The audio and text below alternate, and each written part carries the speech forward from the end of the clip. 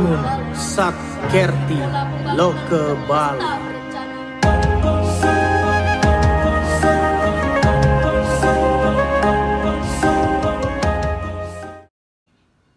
Om Swastiastu. Assalamualaikum warahmatullahi wabarakatuh. Salam, namo buddhaya, salam kebajikan untuk kita semua. Merdeka! Yang terhormat kepada Bapak Gubernur dan Wakil Gubernur Bali. Yang terhormat kepada Bapak Ibu Dewan Juri. Yang saya hormati pula saudara-saudara yang menyaksikan pidato saya pada hari ini. Pertama-tama, marilah kita panjatkan puja dan puji syukur kehadirat Tuhan Yang Maha Esa.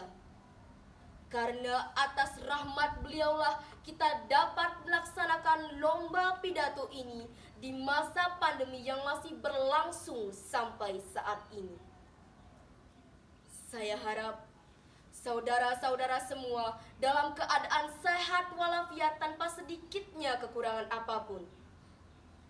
Pada kesempatan ini, izinkanlah saya menyampaikan pidato yang bertema Aktualisasi Nilai-nilai Pancasila dalam Tatanan Pelaksanaan Nangun Satkerti Loke Bali melalui pola pembangunan semesta berencana menuju Bali era baru. Detik demi detik, hari demi hari, bahkan tahun pun telah berganti. Dan apa? Kita masih berada di masa pandemi seperti sekarang ini. Lalu apa? Apakah kita menyerah dengan keadaan ini? Ataukah kita berdiam diri dengan keadaan ini? Jika jawaban saudara iya, maka dengarkanlah pidato ini. Ragamu boleh dikekang, tetapi tidak dengan pemikiranmu. Pandemi bukan suatu alasan untuk kita berdiam diri, untuk kita menyerah. Tetapi bagaimana kita membenahi diri, menciptakan segala sesuatu yang dapat bermanfaat di masa kini dan juga di masa depan. Seperti halnya Bapak Gubernur Bali yang telah mengembangkan era ini dengan mengingatkan kita pada slogan Bapak Insinyur Soekarno dalam pidatonya yang dinamai dengan Trisakti, di mana Trisakti ini berlandaskan dengan nilai-nilai Pancasila di dalamnya. Pancasila sendiri merupakan 5 dasar yang menjadi pedoman, yang menjadi acuan bagi bangsa dan negara Indonesia dalam melaksanakan atau menciptakan segala sesuatunya. Dan kita sebagai masyarakat Bali, sebagai masyarakat Indonesia, harusnya terinspirasi dengan ide-ide dan gagasan yang telah dikemukakan oleh Bapak Insinyur Soekarno dalam pidatonya, terutama yang mana dapat memberikan manfaat bagi kebangsaan, bangsa dan negara Indonesia. Dan inilah saatnya kita dapat mewujudkannya. Dimulai dari munculnya pandemi COVID-19 perlu kita maknai sebagai momentum menuju keseimbangan baru dalam rangka pembangunan Bali dengan melakukan tatanan kehidupan baru sesuai visi dari Nangun Satkerti Loke Bali, di mana Nangun Satkerti Loke Bali ini memiliki makna menjaga kesucian dan keharmonisan alam Bali beserta isinya untuk mewujudkan kerama Bali yang sejahtera dan bahagia. Lalu apa yang kita tekankan dalam tatanan era baru ini? Yang pertama yaitu keseimbangan alam Bali.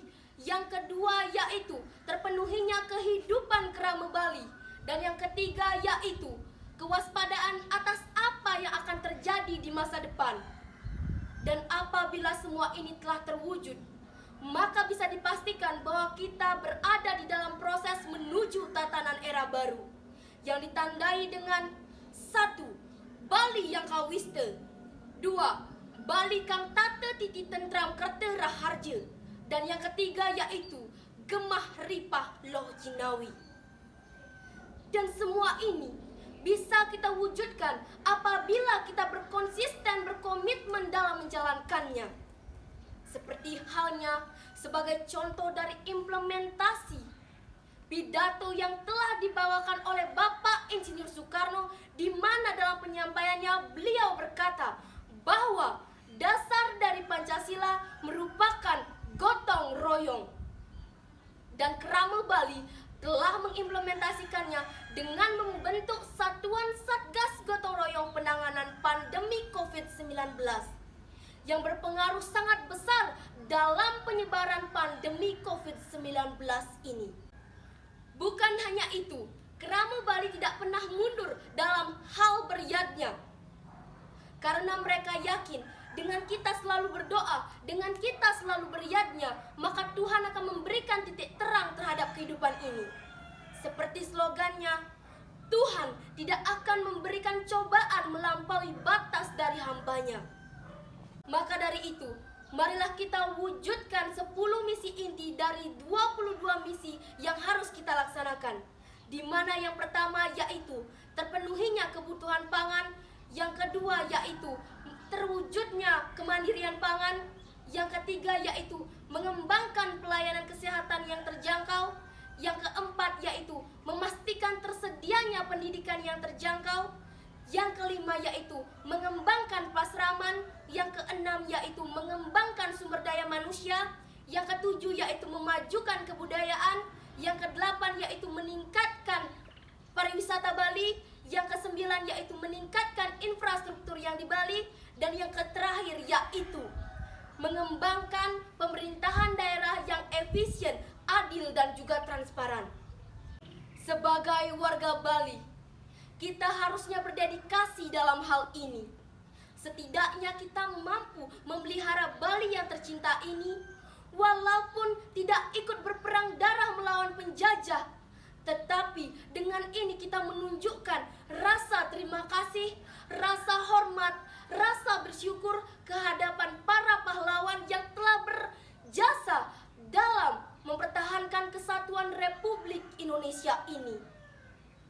Maka dari itu, marilah kita bersama-sama bantu-membantu mewujudkan era baru ini. Dan saudara-saudara, itulah tadi pidato yang saya sampaikan, yang tentunya masih terdapat banyak kesalahan di dalamnya. Dan apabila saya menyampaikan tutur kata yang salah disengaja maupun tidak, saya mohon maaf. Dan saya harap apa yang saya sampaikan tadi dapat bermanfaat dan menjadi motivasi untuk kita ke depannya. Sebagai penutup, saya ucapkan Parama Santi. Om Santi, Santi, Santi, Om. Wabillahi taufiq wal hidayah. Wassalamualaikum warahmatullahi wabarakatuh. Salam Namo Buddhaya, salam sejahtera bagi kita semua. Jayalah Indonesiaku, majulah negeriku untuk Indonesia Raya. Merdeka!